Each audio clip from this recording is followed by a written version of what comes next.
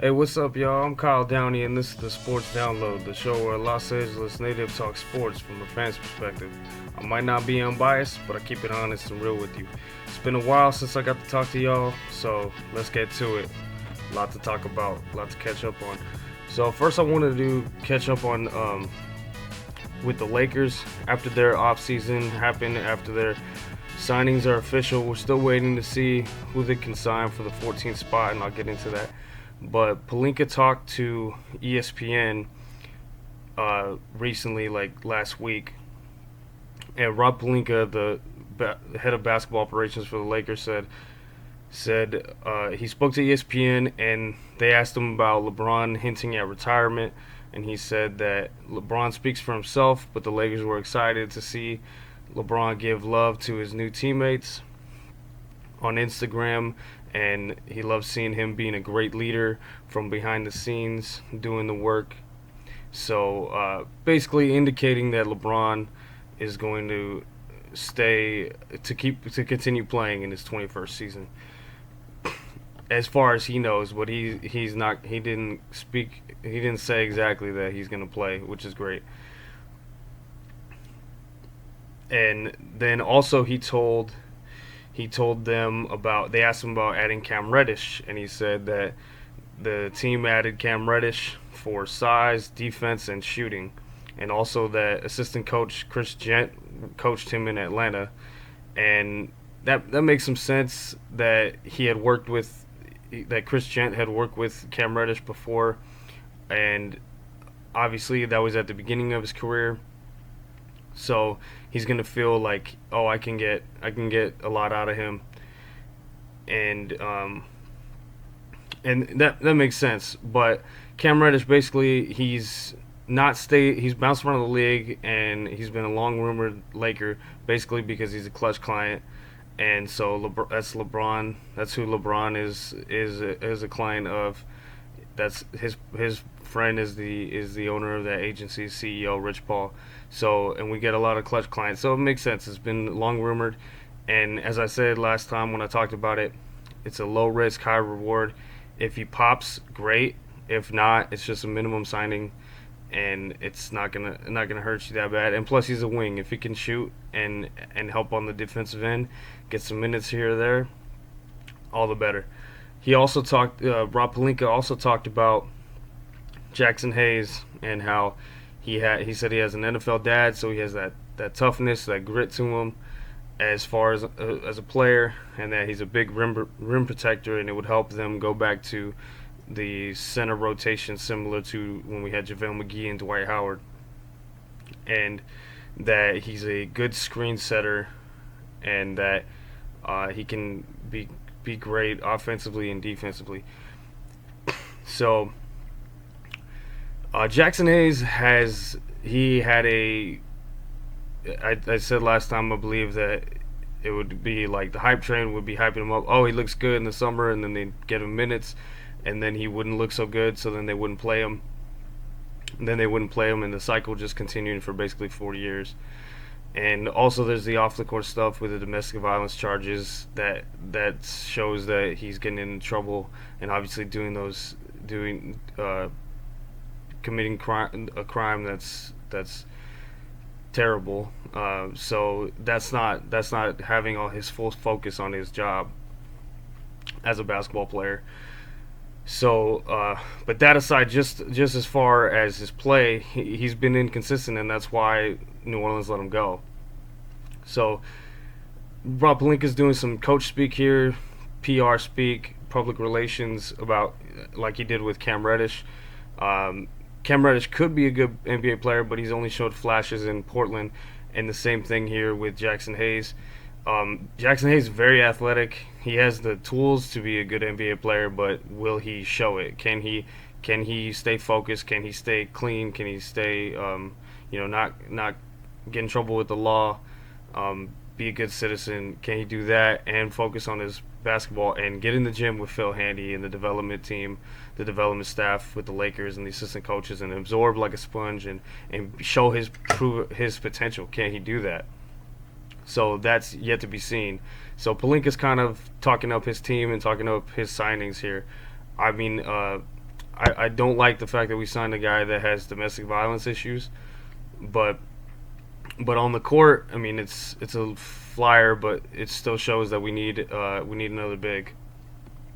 So that happened, and then so I mean that's Palinka talking about the roster, excuse me, and Palinka also said that they did a full vetting process on Jackson Hayes as far as his off the court domestic violence charges, and I don't know if he could have done a full vetting process because the free agency is so. I mean, I guess without saying he's tampering, I guess he could have, but free agency happens so fast. So hopefully he did.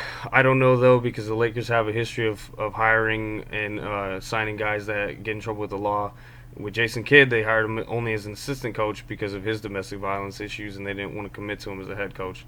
Back when we hired him with as Frank Vogel's assistant coach, but he said he did a full vetting process, and that Jackson Hayes is remorseful and he's past his history.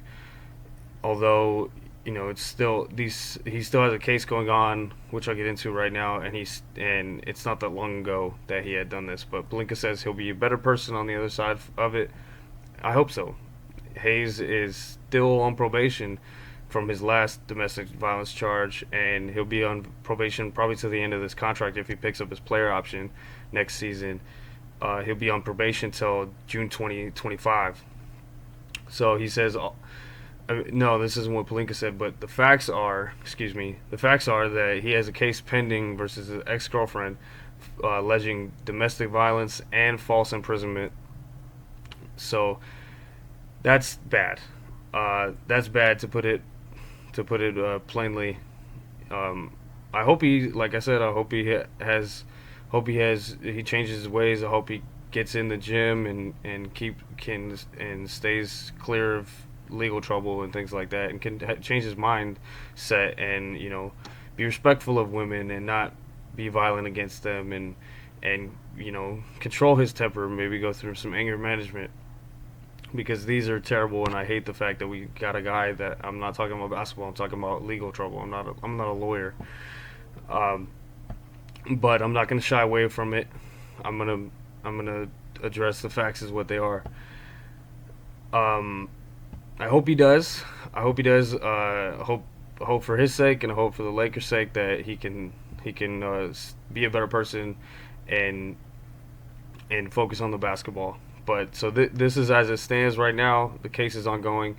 Hope he stays clean, and hope he can help the team achieve what they want to achieve this year, which is going to a deep playoff run and winning a championship. Also, over last week, I was listening to the Lakers Lounge podcast with Anthony Irwin, and he had mentioned that sources at Summer League, he was at Summer League, he says sources, basically it was a poorly kept secret. Everybody's saying that the Lakers want to convert Colin Castleton, the two-way player that they signed, the undrafted rookie, shares an agent with Austin Reeves. They want to convert his contract to a full NBA contract, but Anthony was talking to Harrison Fagin, and they were both kind of saying that the Lakers would use all of his two-way games first to be able to save money there against the cap. So they would use all of that first, so that means that the Lakers really like what they've seen from Colin Castleton. He looks like, I've seen him play. He has size. He's about 7 feet. He's a little thin. He'd have to bulk up, but he has good court awareness. He can pass. He basically can just can take it to the basket, dunk, and use his strength. But he has to be stronger. And I don't know if he's ready to be.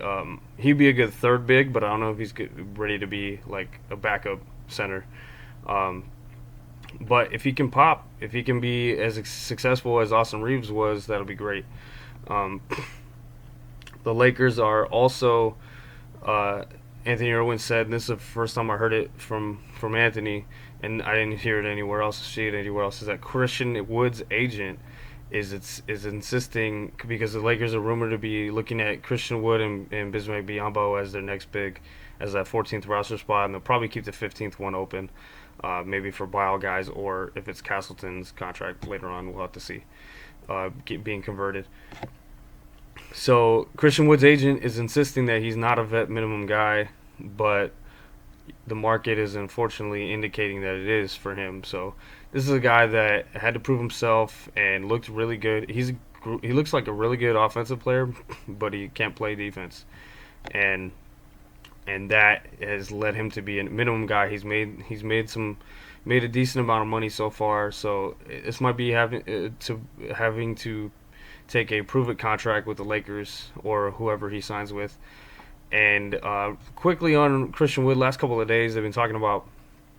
I think it was Sam Quinn, I believe, from CBS Sports, threw out the idea that the Lakers could sign and trade for Christian Wood, but the contract they would have to do would be Vando, Jared Vanderbilt, and there was some division on that.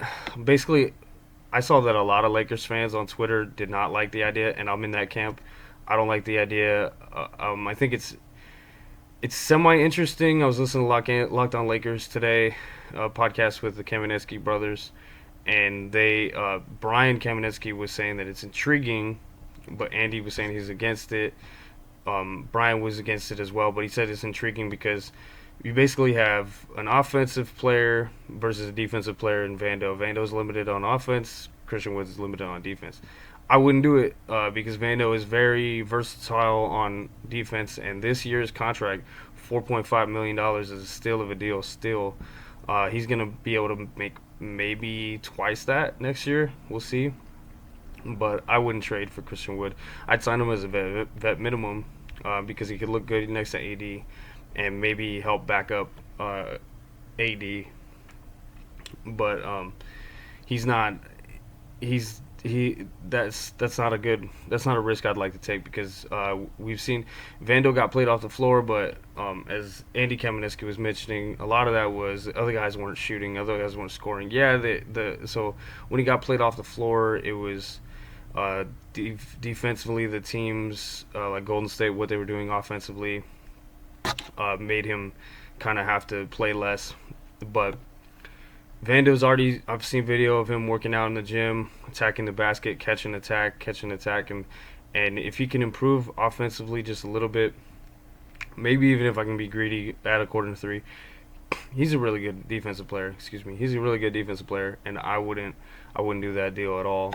It doesn't make sense to me, especially if you can probably wait and sign Christian Wood on a vet minimum. Nobody I think is going to sign and trade, and I think Sam Quinn made it clear that he wouldn't do that deal if he was in charge, but he's just saying that that's the kind of the contract structure that would work, and it just doesn't make sense. Vando's part of the team. He played great defense. He's a hustle guy. I wouldn't want to trade that for Christian Wood because at the end of the day, if Christian Wood's playing a lot, then and AD is our 5-man, basically, our 4 or 5, however he slots out this year, and he's probably going to play a lot of center. So if AD's not out there at center, then we're going to be losing defensive points. We're going to be losing, like on the defense, like the plus minus when he's not out there. So you're going to need like a guy like Vando out there. And Rui can play defense as well, but Vando is very switchable, can switch a lot on defense. So it would be a non-starter for me if I was the Lakers, and I'm pretty sure they're not going to trade Vando because he's already a cult hero. We already love Vando in Lakerland, so it doesn't make any sense for a lot of reasons.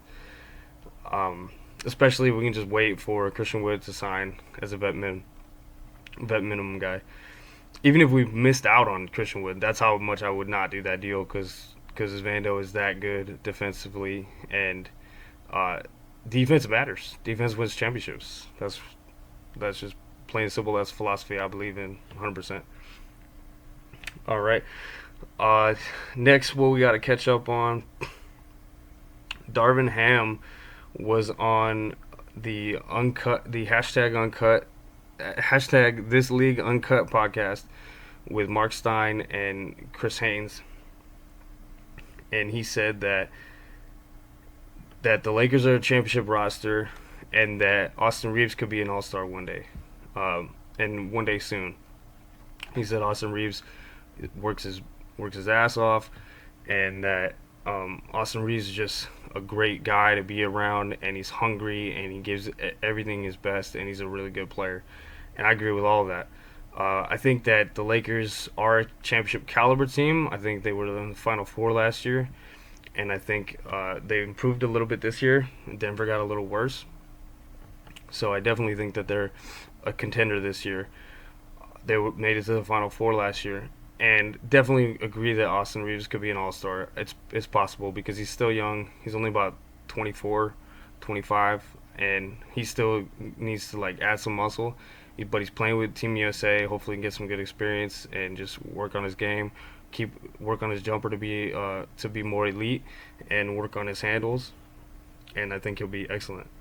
And Austin Reeves is a really good player, and I do think he could be an All-Star one day. I don't know how soon, but I know that he can. The Lakers fans will definitely vote for him, and he looks already. His ascension is great. He went from an undrafted guy to now he's a starting guard.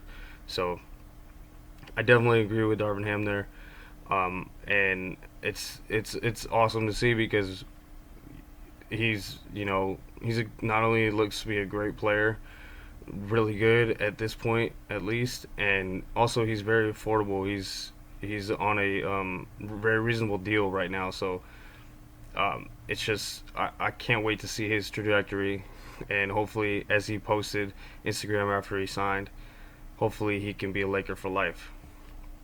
Looking forward to that. That'd be awesome.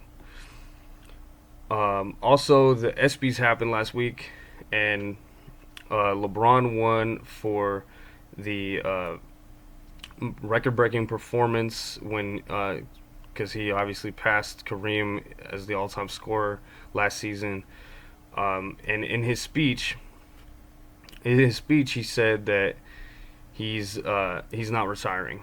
He said, paraphrasing here, he said when he said after the Western Conference Finals that he wasn't sure if he'd come back, it was because he's asked himself that question over the last couple of years. He said when he can't give the game everything and not cheat the game, he'll retire. But lucky for you guys, today is not that day. He said, "You can love me. I know some of you guys hate me, but you will respect me and how I don't cheat the game." So, obviously, he wasn't retiring. Nobody really took that serious. I mean, I kind of like was whoa. At first, I was like, "What?" But you have to think LeBron is very smart, very calculated. So, I think it did take away some of the tension from the Nuggets sweeping them. And even Michael Malone joked about it. He said, "Oh yeah, I'm thinking about retiring," in an interview with Pat McAfee after they won the championship. So it bothered them. But I think LeBron, he really was thinking about it because he's at that point in his career. I remember Kobe was talking like that when in his retirement letter he was saying, if he thought about well, could I continue on? But in his retirement letter he said he gave it all he can. And LeBron obviously still has some in the tank, but that makes sense for him to be thinking about that. 20 years is a long time. People don't usually play that long professionally, and he's played more minutes than anybody ever. He's played more games than anybody ever, playoffs included, and he's done a lot already. So it makes sense. There's not much more that he can do. He's the all-time scoring leader. Only thing that he can do is win some more championships, which I hope he does because he plays for my team. And that's the only thing he can do. He's already achieved so much, so it makes sense that he would be thinking about retirement. But he's not done yet. As he said, lucky for you guys, he's not done yet. And people have been making fun of him and stuff like that, but he's a good dude. He hasn't really done anything wrong other than people didn't like the way he announced he went to Miami. He might have a little bit of only child in him that he likes the attention and stuff, but I mean, he's such a good dude and does so much for the community and does so much for the world that I mean, I don't think it's that big a deal. I thought it was kind of funny the way he's like, "Looking for you guys that day is not today." That was pretty funny. Um, I'm glad he's back, obviously, because it would drastically change the Lakers roster if he wasn't back. But yeah, he's not going to cheat the game, and we all definitely respect him for it. I know I do. So glad he's coming back. Also, LeBron, Chris Paul, and Dwayne Wade all went up on stage to honor Carmelo at the ESPYS. They all spoke and honored him for what he's given to the game of basketball and for social justice because he played about 20 years and he also has done a lot in his foundation and has done a lot for the inner city community, for the black community, and so I think that's great that they honored him. Plus, back in 2016, they said in their speech that it was Carmelo's idea to come up and talk about how uh, police brutality and how it has to end, and that was his idea, and he was the driving force behind that. And they all said that, you know, even though thank you for all that you've done so much work, but the work continues, and that they had inspired him. So I thought that was a really nice tribute to him. Because and on the basketball court too, he was a bad dude. He was very competitive. Didn't play much defense, but he was a great scorer. Uh, Also on the ESPYS, Damar Hamlin, the Buffalo Bills defensive player, that his heart stopped last year on the field, and they were able to bring him back to life. They were able to restart his heart on the field. He presented the Pat Tillman Service Award to the Bills training staff, which I thought was really, really touching and beautiful. This is a man that he did die and came back, and he was very grateful to the training staff, and I think they were well deserved for that award. Some quick ESPYS awards. The best team they gave the Kansas City Chiefs. Best WNBA player Asia Wilson, the Vegas Aces. Best UFC fighter John Jones. Best comeback athlete Jamal Murray. He had an ACL tear in his knee, came back and won the championship after missing almost 2 years. So well deserved there. Best athlete Patrick Mahomes, Kansas City Chiefs. Best athlete women's sports Michaela Schifrin, skiing. Best championship performance Lionel Messi, Argentina World Cup final. Best boxer Claressa Shields. Best breakthrough athlete Angel Reese, LSU Tigers, women's basketball. Best play Justin Jefferson with the catch of the century. Best record-breaking performance, like I said, LeBron James, passing Kareem Abdul-Jabbar for the scoring record. Best college athlete, my guy Caleb Williams, USC football, fight on. Best college athlete, women's sports, Caitlin Clark, the Hooper, Iowa women's basketball, well deserved. Best athlete with a disability, Zach Miller, snowboarding. Best NFL player, Patrick Mahomes, Kansas City Chiefs. Best MLB player, Shohei Ohtani, future Dodger, I hope. Best NHL player, Connor McDavid, Edmonton Oilers. Best NBA player, Jokic, Denver Nuggets. Best driver, Max Verstappen. Best soccer player, Messi, Argentina. Best golfer, Scotty Scheffler. Best tennis player, Djokovic. Arthur Ashe Award for Courage, U.S. Women's National Soccer Team. That's well deserved because they fought for equal pay and they got it. So congrats to them. Jimmy V Award for Perseverance, Liam Hendricks, Chicago White Sox. He had cancer and came back from it, so definitely deserves the award for perseverance. And also Jimmy Valvano, he passed away and he had cancer, and his foundation is great. The Jimmy V Foundation, they do a lot of research for cancer, and all their funding goes to that. So worthwhile charity. If you're able to donate, please donate to the Jimmy V Foundation. Pat Tillman, as I said earlier, Pat Tillman Award for Service, Buffalo Bills training staff. Muhammad Ali Sports Humanitarian Award, Drew and Lauren Holiday. That makes a lot of sense. They do a lot of great charity work, and everybody says great things about Drew and Lauren Holiday. Drew Holiday's a basketball player from LA, but he plays for He's went to UCLA, but he plays for the Milwaukee Bucks. And the Billie Jean King Youth Leadership Award went to Jordan Adeyemi, Ashley Battis, and Rishan Patel. So those are the SBs that were presented. And then Summer League. So next up, Lakers Summer League. Lakers Summer League actually wrapped up yesterday. They won in the championship, but I don't really care about that. What I do care about is how the players looked. So they shut down Max Christie. So Max Christie didn't play yesterday. He had some sort of minor injury or something, and they shut him down, which completely makes sense. He already showed a lot that he looks great. He looks better than a lot of the rookies, and he looks ready. And they kept asking him about. He had a sideline interview, multiple interviews, and they asked him what's his goal. Like, does he want to crack the rotation? And he said that's definitely his goal, that he wants to play. And he looks like he could play. And he's a bigger guard. He could be a good backup 2 guard. And if he cracks the rotation, the 8 or 9 man rotation, that makes our offseason look even better and makes our team look even better. If he takes a huge jump, then that's just going to bode well for our depth and for the Lakers' chances this year. So I'll get into some of the guys that did play, though. Maxwell Lewis played but didn't really have much of an impact. Got some rebounds, some assists, but didn't score. And the Lakers beat the Clippers, by the way, which they won Battle of the LA. It was so funny. They kept saying, they won the battle for LA. I'm like, it's Summer League, y'all. It's Summer League, but okay. I know you gotta give it your all on these games, but the announcers talking about how it's the battle for LA was very funny, because even the big squads, the Lakers and the Clippers, haven't really lived up to that hype. So it was pretty funny.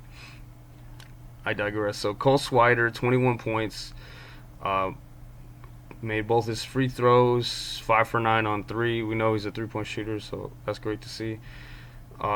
See that consistency in case he gets called up. Colin Castleton, who as I said, the Lakers from Anthony Irwin, the Lakers are interested in converting his contract, so it's interesting. It's important to watch his numbers here. He had 13 points. He was a plus 11 on the game. Cole Swider was a minus 11, but Castleton was a plus 11, 13 points, 0 fouls, which is great because he had a lot of fouls in some other games. 1 block, 2 turnovers, 6 assists, though, 14 rebounds, 11 defensive rebounds, 3 offensive rebounds. That's good to see. Made all his free throws, which is great. D'Moy Hodge made both his free throws and went 7 for 11 from 3-point. And D'Moy Hodge, not sure if he's going to get called up to the big squad, but he can shoot. He shot really well in Summer League, and yeah, it's Summer League, but something to look out for in case he gets called up, or at the very least, he'll be getting some run with the South Bay Lakers, it seems like. Let's see. Figueroa, I didn't talk much about LJ Figueroa lately, but Figueroa, he's a Summer League guy, and he played on the South Bay Lakers. He had an efficient night, 10 for 13. He had a monster dunk. That's why I know about him. He had a monster dunk where he caught a putback and just like put some dude on a poster. Not versus the Clippers, but another game. And so he shot poorly in his free throws, but he had 23 points.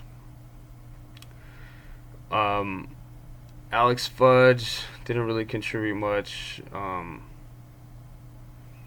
Not 1 for 3. And then I guess Hood Schifino didn't play either. Neither did Scottie Pippen Jr. Which Scottie Pippen Jr. He'll probably be on the South Bay Lakers again. I don't know about the big squad, but Scottie Pippen Jr. Yeah, like I said, not sure if he'll play, but Hood Schifino scratched too. It makes sense. No need for him to get injured. If he might have had a small injury, I have to look it up, but anyways, he was a scratch. So that is You know what? Let me look up. Oops, hit my screen. Let me look that up real quick. Okay, so Max Christie was held out because he has a hip strain. It doesn't seem too serious, but it doesn't mean that he won't be held out. But like I said, totally makes sense that he was held out for that game. Um,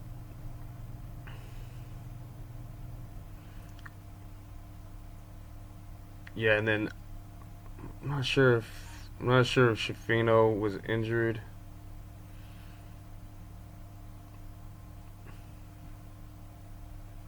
Let's see, I'm not sure if Shafino was injured or he was a healthy scratch because it was a DNP coach's decision.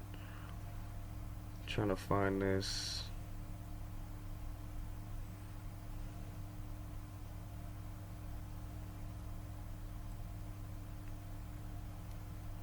Oh, okay. Yeah, here it is. Jalen Hood-Schifino also sat out due to a minor groin issue, which that's not it's minor, which is good, but the groin can be annoying, so definitely don't want to risk that there either, because Christie is especially he's going to be pushing for for a rotation spot, and I just saw here that Pelinka thinks that he can be a force, and that it's going to be very competitive in training camp. So, and Shafino, he's your first round draft pick. No need to risk it there either.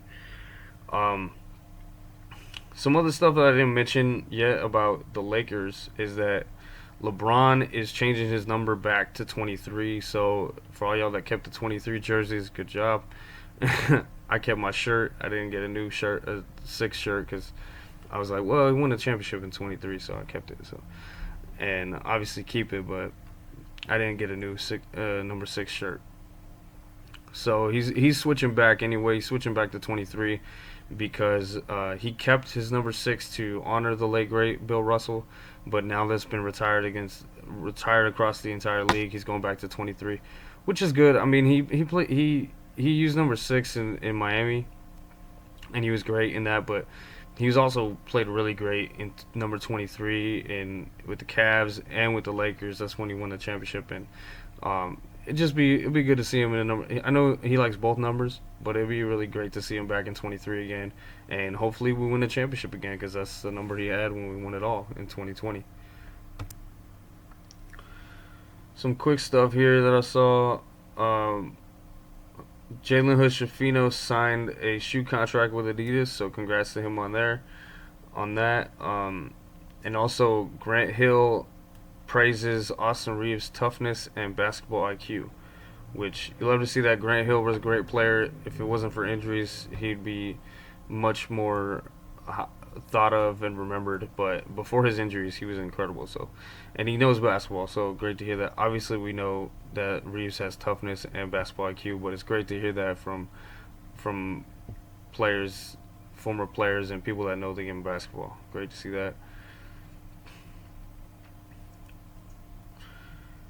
And Darvin Ham praised Max Christie's leadership during summer league. That's good. And he said he's looking to be a leader. He won't be needed to be a leader with LeBron and AD and all the other veterans. But if he's not afraid of the moment, he's not afraid to be a leader. That's a good step. That's a good sign. That's good to see in your second year player coming in. And then also Dwight Howard wishes the Lakers had stayed together. So Dwight Howard's been talking a lot. I'll just say quickly that he's been talking. Like, I wish they would have kept the team too. Mostly, second year it was kind of a weird misunderstanding with Dwight. But Dwight, I think 2020 was his last great year, and because that next year with Philly he didn't look so good, and then the following year with the Lakers again, he only looked good in flashes. So Dwight is. I love Dwight. I appreciate everything he did for us in 2020, and coming back and making good on his second stint with the Lakers. But he's no longer an NBA player. I've talked to people on Twitter about it. People are like, "What? You know, not everybody." At first, I was being nice. I said, "You know, he's no longer an 82 game player." Then some people were like, "Well, nobody plays 82 games." What I meant was he's not an NBA player anymore. He went to go play in China. Good for him. But he's not coming back. We're not going to re-sign him. I love Dwight, but he's not. He could be in great shape, but it's different between being in great shape and being an NBA player. He is no longer an NBA player. Otherwise, he would be on an NBA roster. Um, there's some guys that get away with that, like DeAndre Jordan. I don't know how, but with Dwight, he's not an NBA player anymore because he can't give you more than like 10, 15 minutes a game, maybe every couple games that are like good minutes. So love you, Dwight, but his time in the NBA is over, I believe, and I don't take any pleasure in saying that. It's just Father Time catches up to all of us.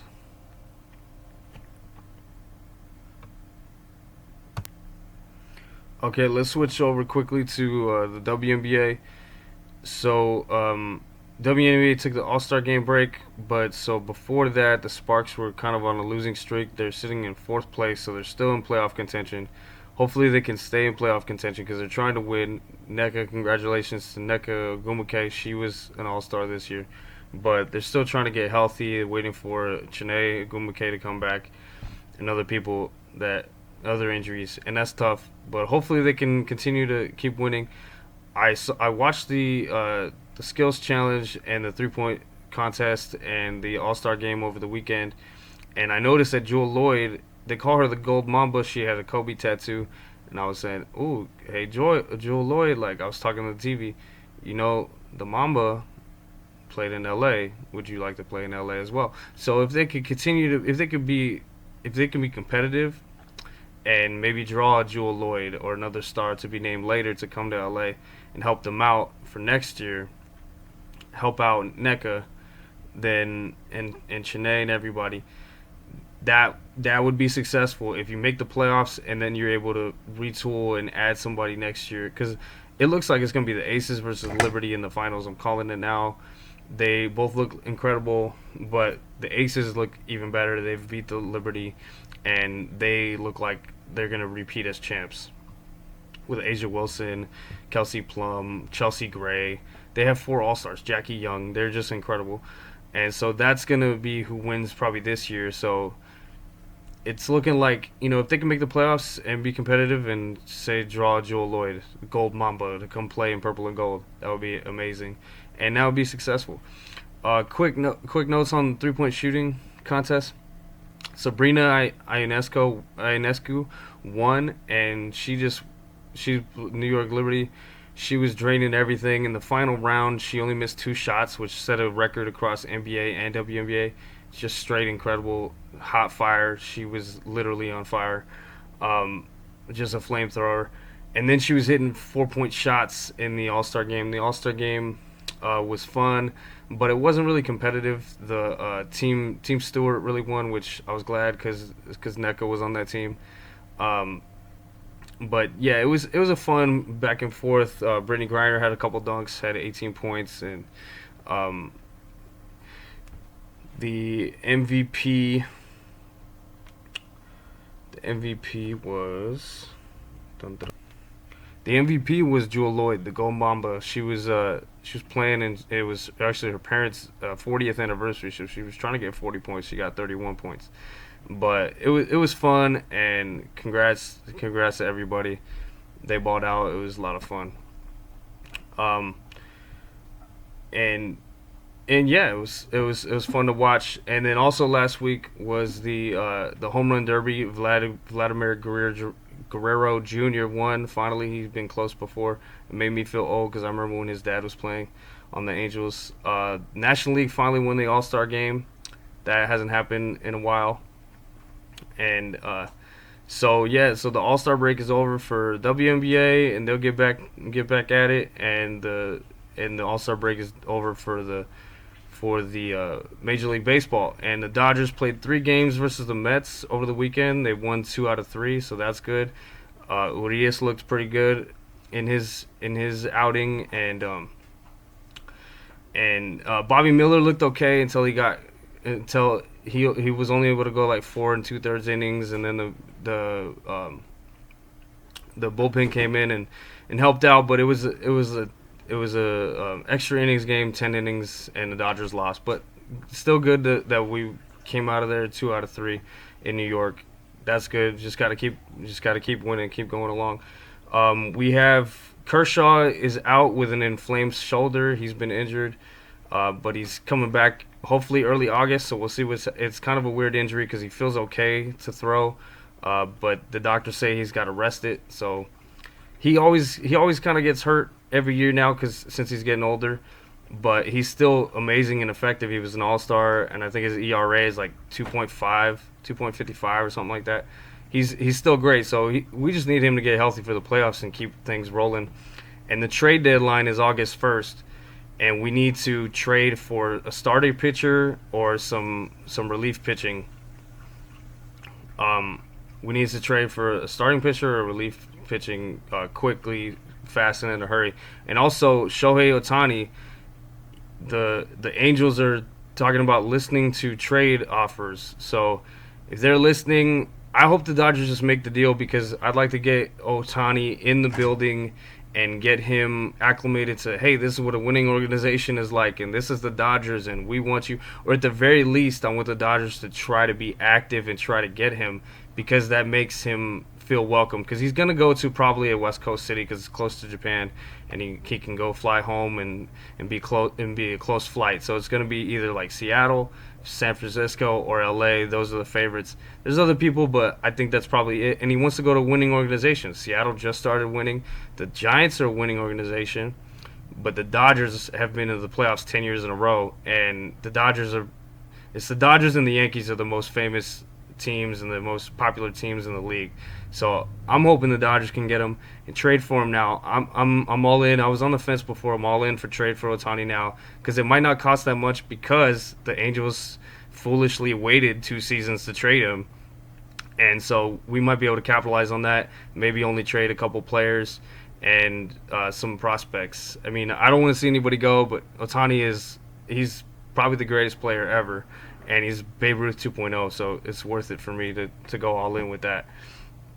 And also today, as I'm recording, it's not yet 1 o'clock, and the 1 o'clock deadline is the deadline that I'm looking at for Josh Jacobs to sign his franchise tag. He's trying to get a long-term contract because he's a running back. He's a running back for the Raiders. Same thing with Saquon Barkley. Neither one of them is signed. Evan Ingram signed with the Jaguars. He signed a multi-year deal, so we'll see what happens. I'll be following that closely.